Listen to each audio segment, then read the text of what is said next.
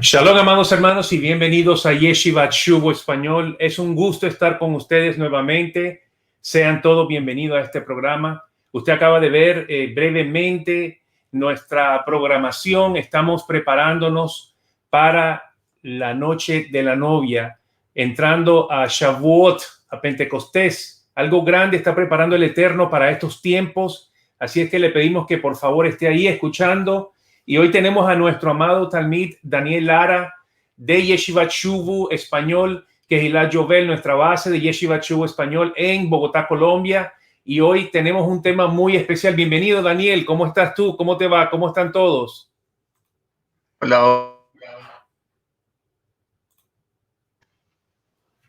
Hola, Oscar. Buenas noches a todos. ¿Cómo van? Buenas noches, Daniel. ¿Qué Traes tal? un tema muy especial. Cuéntanos, ¿cómo está todo? Sí. Mira, continuando con el ciclo de charlas, vamos a tocar el tema del Mashiach. ¿Cómo era concebido el tema del Mashiach en el medioevo? Como sabemos, en el medioevo se fundamentó muchas de las prácticas, mucho de lo que es el judaísmo moderno, lo que se está practicando en este entonces. Pues concebimos el medioevo del año 400 hasta 1500 prácticamente, entonces abarca incluso la creación del Talmud, de Talmud Babli, también el Talmud Yerushalmi, pero nos vamos a centrar en los comentaristas, que es algo bastante importante. Y hemos hecho un ciclo hasta ahora de comentaristas que todos salen de la tradición sefardí, franceses, españoles. Ahora vamos a tocar el gran rabino Seforno, italiano, nacido en una familia de rabinos, tiene toda una línea de comentarios, y él nos va a hablar también de quién es este Mashiach. A diferencia de Rashi el Ibn Erra, él nos va a dar pautas. Él nos va a decir, el Mashiach tiene que cumplir con esto y esto. En total son 5, les he traído 4 por el tema del tiempo. Pero con mucho gusto, cualquier cosa, cualquier comentario, estamos a su disposición. Entonces, Oscar, adelante, si quieres, mi hermano. empezamos. ¿Cómo no? Claro que Pasa sí. la presentación, por favor, para que la tengamos en pantalla, si me la puedes permitir. Y vamos a comenzar ahora mismo. Excelente tema sobre Mashiach ben Yosef, para que el pueblo se dé cuenta, los creyentes mesiánicos, nuestros hermanos cristianos sepan que el pueblo judío está esperando al Mesías. Eso es algo que es eminente, se está hablando muchísimo de esto y están sucediendo cosas muy interesantes en este momento, que el pueblo ortodoxo está recibiendo a Mashiach ben Yosef, del cual vas a hablar el día de hoy. Así es que los dejo. Adelante, mi hermano. Yo voy a estar aquí atrás. Siga adelante. Listo, Oscar, muchas gracias. Sabemos y hemos venido viendo, venido repasando que dentro del judaísmo es concebida la idea de que existen dos Mashiachs, el Mashiach ben Yosef y el Mashiach ben David. Uno, que es el siervo sufriente, y otro es quien aparecerá como un rey.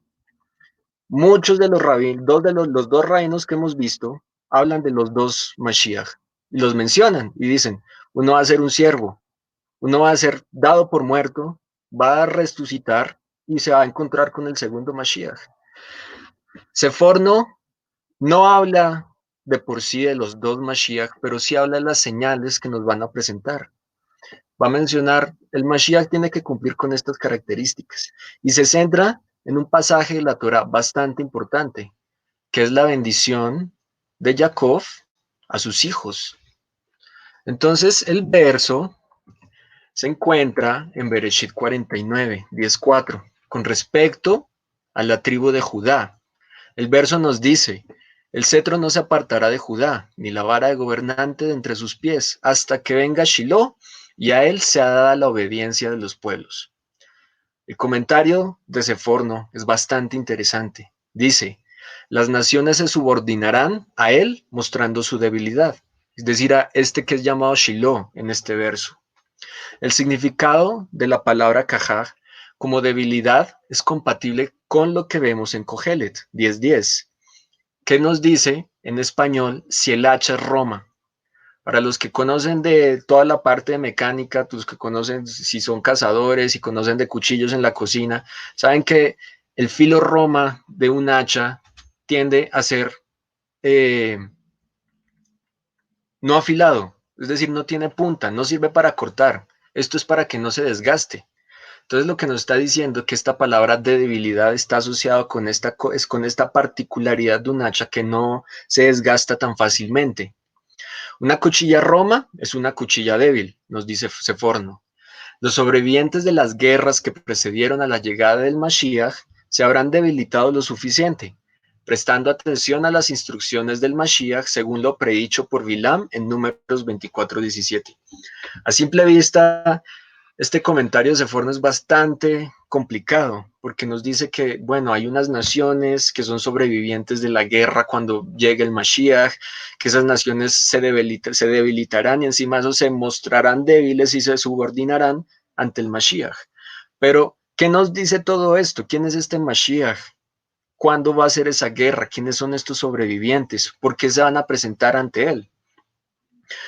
Entonces tenemos que dirigirnos a qué es lo que dice Bilam, de qué habla Bilam más adelante en la Torá, en la porción de Números. Entonces, con respecto, para entrar en un paréntesis, el Sanedrín 5a dentro del Talmud dice lo siguiente, con respecto a quién es el Mashiach.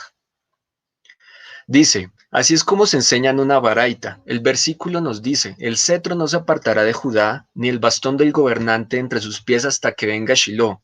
Dice, Shiloh, entiéndase, por este personaje que asumimos que es el Mashiach según lo que nos dice Seforno. El término Shiloh se entiende como una referencia al Mesías, nos dice el Talmud. Y por lo tanto, el versículo se interpreta como una descripción de la autoridad de los gobernantes judíos durante el exilio, antes de que venga el Mashiach. Lo que nos está diciendo el Talmud en este pasaje es que toda esta profecía de que cuando llegue Shiloh, que el cetro no se apartará de Judá, no es algo que va a pasar en el futuro, sino algo que ocurrió ya, porque está hablando de el exilio del pueblo de Israel. El cetro no se apartará de Judá, continúa el verso. Estos son los exilarcas en Babilonia. Entonces, ¿qué exilio? ¿De qué exilio se habla en este verso? Se está hablando del exilio del pueblo de Israel en Babilonia, que están facultados por el gobierno y en consecuencia subyugan al pueblo judío como con un cetro. Ni el bastón del gobernante entre sus pies, la segunda parte del verso de Bereshit. Estos son los nietos de Gilel el Viejo, que ocupan el puesto de Nasí y enseñan Torá en público. Gilel el Viejo vivió una época aproximadamente 100 años antes de la era común. Entonces, hablar de los nietos, estamos hablando prácticamente de la misma época en la cual Yeshua tuvo todo su ministerio y toda la historia de la Brida Dasha se ocurrió en la época en la cual está hablando este verso, que ocupan el puesto de Nasí en el Sanedrín y enseñan Torah en público, pero no tienen autoridad para hacer cumplir sus juicios. Entonces, este verso de Bereshit, según lo que nos está diciendo la literatura talmúdica, ocurrió ya en los tiempos antes de la era común, tanto en el exilio de Babilonia como en la destrucción del segundo templo, la época del segundo templo. Entonces, este Shiloh a quien se está esperando debió venir después de eso ocurrido. ¿Quién es este Shiloh?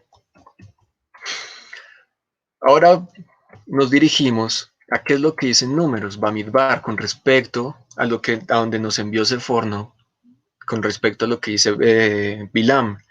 Bilam dice, lo veo pero no ahora, con respecto a la profecía que le dijo al pueblo de Israel cuando Balak lo mandó a maldecirlo. Lo contemplo pero no cerca. Una estrella saldrá de Jacob, y un cetro se levantará de Israel que aplastará la frente de Moab y derrumbará a todos los hijos de Set. Edom será una posesión, también será una posesión Seir, su enemigo, mientras que Israel se conducirá con valor. De Jacob saldrá el que tendrá el dominio y destruirá al remanente de la ciudad. Entonces, si recuerdan, Seforno nos dice, devolvámonos, hay un pueblo, que hay unos sobrevivientes de una guerra que se subordinarán ante Shiloh. Bilán nos está diciendo que estos son Edom y Seir. Edom con representación Roma. Entonces estamos viendo que el cristianismo, el catolicismo, todas sus corrientes tendrán que ser posesión y tendrán que subordinarse ante este que es llamado Shiloh. Ahora bien, si se dan cuenta, esto históricamente no ha ocurrido. El pueblo cristiano nunca se ha subordinado ante el pueblo de Israel. Por lo tanto, vemos una anacrología entre lo que nos dice el Talmud, porque el Talmud nos dice, bueno, esto va a ocurrir, esto ya ocurrió con Babilonia, pero lo que nos está diciendo Bilam es que esto va a ocurrir en el futuro con respecto con respecto al cristianismo. Entonces, ¿qué es lo que está pasando acá? Vemos que de esta manera, Seforno nos está mostrando que deben haber de esta manera dos Mashiach, uno en una época y otro en otra época. Y nos va a mencionar esto, nos va a mencionar distintas características que cada uno va a tener. Sanedrín 98b, con respecto al Mashiach, nos dice, a propósito del Mesías, la Gemara pregunta, ¿cómo se llama? La escuela del rabino Sheila dice, Shiloh es su nombre, como se dice, hasta cuando venga Shiloh, el verso que acabamos de revisar. La escuela del rabino Yanai dice, Ginon es su nombre, como se dice, que su nombre perdure para siempre, que su nombre continúe, Ginon, hasta el sol y que los hombres se bendigan por él, lo que dice en Salmos 72, 17. La escuela del rabino Hanina dice, Hanina es su nombre, como se dice, porque no te mostraré ningún favor, Hanina, en Jeremías 16:13. Y algunos dicen que Menahem ben Hizquiyá es su nombre, como se dice, porque el consolador Menahem, que debería aliviar mi alma, está lejos de mí, en Lamentaciones 1:16. Los rabinos dicen, el leproso de la casa del rabino Yehuda Hanasí es su nombre, como se dice. De hecho, nuestras enfermedades las soportó y nuestros dolores los soportó. Sin embargo, lo estimamos herido por Dios y afligido. Entonces la idea de un Mashiach doliente, un Mashiach sufriente, sale de la misma literatura rabínica. No fue una idea del cristianismo, no es una idea que apareció en la Brida Rasha posteriormente. Sale de la base, sale del núcleo de lo que es el judaísmo moderno y también antiguo. Aquí nos está mencionando que este Mashiach va a tener distintos nombres, se va a comportar de distintas maneras. En ciertos momentos va a ser un consolador, en otras ocasiones va a ser alguien que no muestre su favor, a alguien que es castiga, alguien que perdure para la eternidad. Entonces vemos de cierta manera una divinidad en este Mashiach que perdure, dice, que continúe hasta el sol, Yinon. Y vemos a este Shiloh, de quien se habla en Bereshit, de quien Jacob habló. La idea de este Mashiach no es ajena en el judaísmo. Esto es lo que se debería mostrar y esto es lo que se debe aprender. Más adelante, continúa el relato en el Talmud, no lo traje acá. Los rabinos empiezan a decir, bueno, y si el Mashiach estuviera vivo en este momento, ¿cómo sería él? Estamos hablando de los rabinos de la época del Segundo Templo, posteriores a la muerte de Yeshua, incluso en la misma época de Yeshua. Dicen, bueno, uno dice, si estuviera vivo en este momento, sería como el leproso de la casa del rabino Yehuda Hanasí. Estamos hablando de que los rabinos están diciendo eso obligatoriamente, que si el rabino estuviera vivo en este momento, sería un leproso. Sería quien cargara con las transgresiones del pueblo de Israel en ese momento. Otros dicen, no, si estuviera vivo en este momento sería como un rey. Sería alguien poderoso, sería alguien que uniría a las tribus de Israel, sería alguien que dejaría por alto el nombre de Israel, acabaría con Roma. Y hay uno tercero que dice, bueno, si no estuviera vivo en este momento, sino ya hubiera aparecido, ¿quién sería? Y entonces dicen, bueno, algunos dirían que sería como Daniel. Entonces vemos que desde ese momento, en esa época ya se decían, bueno, ¿y qué tal si ya vino? ¿Qué tal si está en este momento? ¿Qué tal si ya está por venir, ya está a punto de llegar? Ellos esperaban a dos Mashiach distintos. Ellos esperaban a un siervo sufriente y también esperaban a un rey, a alguien que los sacara de donde estuviera. Tal vez lo estaban esperando como uno solo.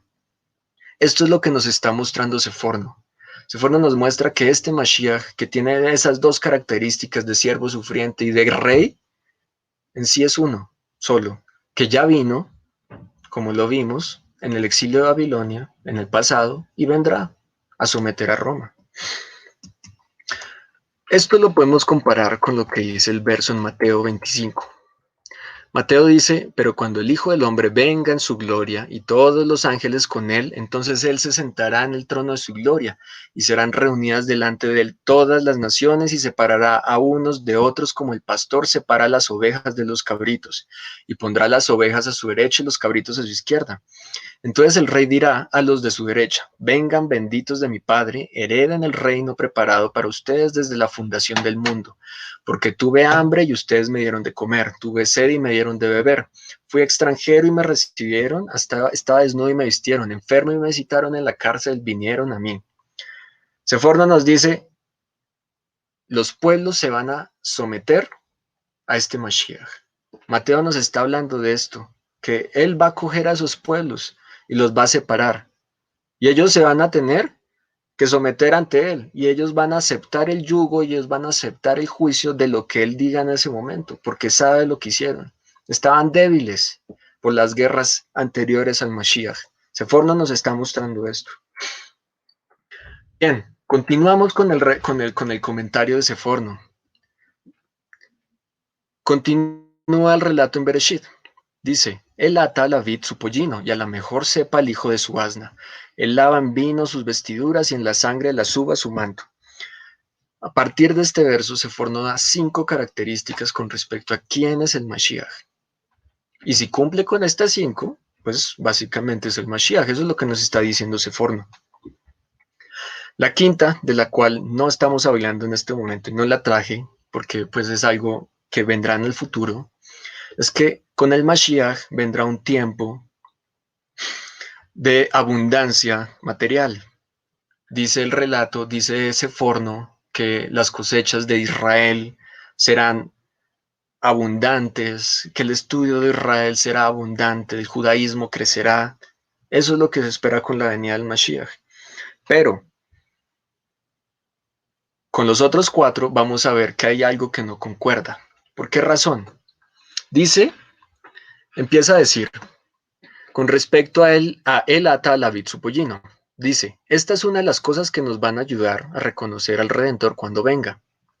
Primero, se manifestará como el Mesías por un potro nacido de un asno, como dice en Zacarías 9:9. La razón por la que esto lo indica que él es el Mesías es que no llega en un caballo, un animal que está listo para la batalla, para la guerra. La batalla final que involucra a las naciones del mundo ya habrá sido peleada y ganada por Dios en el momento en que se manifestará. Comenzará su reinado cuando la paz ya prevalezca. A diferencia de lo que se dice actualmente, el Mashiach no vendrá como un rey, no vendrá como un guerrero, vendrá como un guía espiritual, vendrá como alguien que viene a hacer la paz, a enseñar ética. No es ese Mashiach del cual uno de los rabinos mencionaba en el Talmud, que sería un rey, que sería poderoso, que vendría en un caballo de guerra. No, aquí se está hablando de ese Mashiach que es sufriente, que enseña paz, que enseña ética, que enseña a amarse los unos a los otros, montado en un asno, como nos dice en Juan 12:12. Al día siguiente, cuando la gran multitud que había venido a la fiesta oyó que Jesús, Yeshua, venía a Jerusalén, tomaron hojas de las palmas y salieron a recibir a Yeshua y gritaban, Hosana, bendito el que viene en el nombre del Señor, el Rey de Israel. Yeshua, hallando un asnillo, se montó en él, como está escrito, no temas, mira, Sión, he aquí tu rey viene montado en un pollino de asna. Sus discípulos no entendieron esto al principio, pero después cuando Jesús, Yeshua, fue glorificado, entonces se acordaron de que esto se había escrito de él y de que le habían hecho estas cosas. Vemos que en la actualidad el judaísmo se está quitando esas capas que tiene sobre los ojos, entendiendo qué es lo que, qué es lo que escribieron nuestros comentaristas, qué es lo que se ha estudiado por años, que Mashiach es Yeshua, que él ya vino y lo seguimos esperando, estamos esperando su segunda venida. En las discusiones en el Talmud se habla de esas dos personas. En los comentarios de cada uno de los rabinos se habla de estos dos Mashiach, de un Mashiach ben Yosef y de un Mashiach ben David. Continúa Seforno con la segunda explicación, con el segundo literal con respecto a quién es el Mashiach, y dice, el hecho de que atara su asno a un gefen, a una vid, será un símbolo de que está destinado a gobernar sobre el pueblo judío. La gente que ha sido comparada con una enredadera de uva, como se indica en Julín 92, otro tratado del Talmud. El profeta Isaías 5:7 también se refirió al pueblo judío como la viña del Eterno. Entonces vemos que este Mashiach tendrá que acercarse al pueblo de Israel y será considerado como el rey del pueblo de Israel. ¿Pasó esto con Yeshua? Juan 12, el relato nos continúa diciendo. Y así, la multitud que estaba con Yeshua, cuando llamó a Lázaro del sepulcro y lo resucitó entre los muertos, daba testimonio de él. Por eso la multitud fue también a recibir a Yeshua, porque habían oído que él había hecho esta señal. Entonces los fariseos, los prushim, se decían unos a otros, ¿ven que ustedes no consiguen nada? Miren, todo el mundo se ha ido tras él. Todos lo aceptaban como su rey. Lo vimos en el verso anterior. Es llamado, dice el verso que le gritaban, Hosana, bendito el que viene en el nombre del Señor, el Rey de Israel. Fue considerado el Rey de Israel, tanto en el pueblo judío como en el resto de las naciones. Vemos que ya cumple con 2 de las 5. Este Mashiach, de este Yeshua, de quien se habla acá.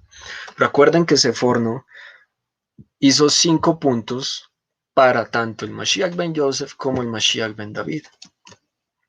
El tercer literal dice, esta es una referencia a un tercer símbolo, por el cual se identificará al Mesías, que no solo atará su asno a una vid, sino a una sorejá, una vid elegida, El vino de tal vid ilumina los ojos de los justos de sus respectivas generaciones, algo que no se puede decir de una vid ordinaria. Entonces aquí Seforno dice, bueno, el Mashiach tendrá que acercarse al pueblo de Israel, tendrá que ser su rey, ya que ellos son llamados la vid. Él atará su asno a esa vid, como nos dice el relato en Bereshit. Pero dice, va a ir más allá. Él lava en vino sus vestiduras. Él va a acercarse no solo a esa vid que es, según Seforno, llamada una vid ordinaria, sino a una sorejá, a una vid elegida. Y esa elegida es comprendida por aquellos justos de respectivas generaciones. Estos justos, aquellos que aceptaron la Torá, que viven como justos, aquellos que son tanto parte del pueblo de Israel como injertados en el pueblo de Israel. Estos son los que son llamados justos, aquellos que se sometieron a la ley del Eterno, se subyugaron, se sometieron al yugo del cielo. Estos son estos llamados, estos justos. Yeshua se acercó a ellos, Yeshua se unió a ellos, a todo su asno a ellos. Esto es lo que podemos ver en Romanos, podemos verlo a lo largo de la Brida Dasha, mencionándonos que Yeshua está esperando a aquellos justos y los va a aceptar y los va a hacer llamar hijos del Eterno, los va a aceptar. Vemos entonces que este Mashiach, Yeshua, cumple con esta tercera característica. No es alguien que se va a acercar solo al pueblo de Israel, sino va a estar esperando a aquellas chispas perdidas a lo largo de toda la creación. Las va a recolectar y las va a traer otra vez al olivo y las va a traer otra vez a la vid, las va a traer de nuevo a su fuente. El cuarto literal dice, la cuarta señal que identifica el Mashiach es que podrá lavar sus prendas con sangre. Dice el versículo en Bereshit, y en la sangre la suba su manto. Tendrá que hacer esto ya que encontrará muchas personas que han sido asesinadas en la guerra anterior a su venida y ayudará en su tierra. Nos pide que comparemos con Isaías 63:2. ¿Por qué sus vestimentas son tan rojas? Otra alusión a esto se encuentra en los Salmos 110,6. Él hace juicio sobre las naciones acumulando cuerpos. Entonces, recordamos que uno de los nombres según los rabinos en el Talmud, es que va a ser alguien que no tenga piedad, alguien que va a juzgar, pero también va a ser alguien que ayude, alguien que consuele a esas personas asesinadas, a esos justos que aceptaron el yugo del cielo, murieron en la guerra, no fueron sometidos, no se convirtieron en débiles como nos dice al inicio Seforno. Entonces, Yeshua va a ayudar en su entierro y se va a pintar de su sangre. Lo que nos está diciendo es que va a cargar con ellos, va a cargar con la sangre de sus transgresiones, va a cambiarlos, va a rectificarlos, va a hacer una capará por ellos. Y luego, de una manera como una contraparte, va a hacer juicio sobre las naciones acumulando cuerpos, va a ser ese acusador, va a ser alguien ese que juzgue. Lo vemos también en Yeshua a lo largo de toda la Brida Dasha, juzgando a los malos actuares y llamando a actuar en ética, según el Musar del pueblo de Israel. Esto es lo que nos presenta Seforno con respecto a quién es este Mashiach. Posiblemente lo siga esperando, tal vez nunca conoció de las escrituras del Brida Dasha, pero él menciona a estos dos Mashiach, al Mashiach ben Yosef y al Mashiach ben David. Habla del siervo sufriente y habla del rey. Habla de quien paga por nuestras transgresiones y habla de quien juzga a las naciones por las transgresiones que cometieron. Vemos que el judaísmo del medioevo, los rabinos más importantes del medioevo, hablan y apoyan la idea de este Mashiach ben Yosef, apoyan la idea de este siervo. Esto es lo que les he traído por hoy. Muchas gracias.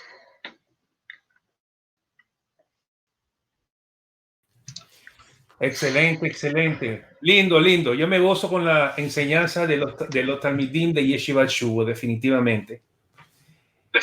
Hay algo que quiero un comentario con el cual quiero terminar, Daniel, avalando a todo lo que acabas de enseñar. El rabino Shapira nos enseña de que no hay ni un solo escrito rabínico que descalifique a Yeshua como el siervo sufriente Ben Yosef. Y los dejamos con ese pensamiento para que se den cuenta que no está descalificado y que mucho pueblo, como tú acabas de decir, muchas personas dentro del judaísmo, ortodoxos, ultraortodoxos, están aceptando a Yeshua como el siervo sufriente. Así que eso es algo poderoso que está pasando en nuestros tiempos.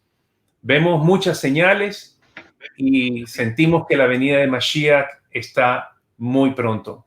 Así es que muchísimas gracias, Daniel, por esta exposición tan preciosa, tan rica de conocimiento. Y ahora te voy a pedir que primero ores por el conteo del Omer. Estamos en el día número 21. Y después te pido que ores por todas las personas que han estado viendo este programa el día de hoy. Vale, Oscar, claro que sí. Baruch atah Adonai Eloheinu melech haolam asher kideshanu be'otav v'tzivanu al sefirah haomer. Hoy son 21 días para el Omer, que son 3 semanas. Padre, ponemos en tus manos este tiempo, esta enseñanza, esto que hemos logrado indagar en las escrituras de nuestro pueblo, de nuestros sabios. Nuestros sabios, porque ellos comprenden, ellos sabían en sus corazones que Mashiach es Yeshua, que ya vino y que volverá, que tenemos que comportarnos de la mejor manera, tal como Él nos lo enseñaba.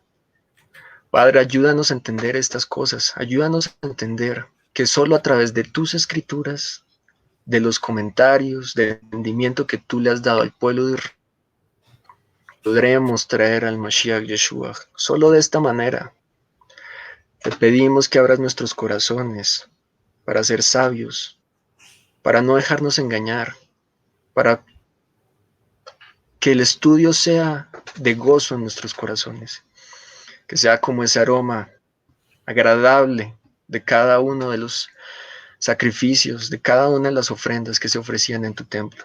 Te pedimos, Padre, que esto caiga en mala interpretación, que esto no sea para problemas. En nombre de tu Hijo Yeshua, amén, ve amén. Amén, amado. Muchísimas gracias, Daniel. Gracias por tu tiempo, por tu dedicación, por tu servicio a seguir tocando la vida de los jóvenes, no solamente en Colombia, sino alrededor del mundo con este video, porque los otros jóvenes pueden verte a ti, al resto de tu familia, enseñando, compartiendo estos momentos tan especiales. Que el Eterno les guarde y les bendiga. Muchísimas gracias a todos. Muchas bendiciones. Shalom y Hag Sameach. Hag Sameach. Muchas gracias a todos.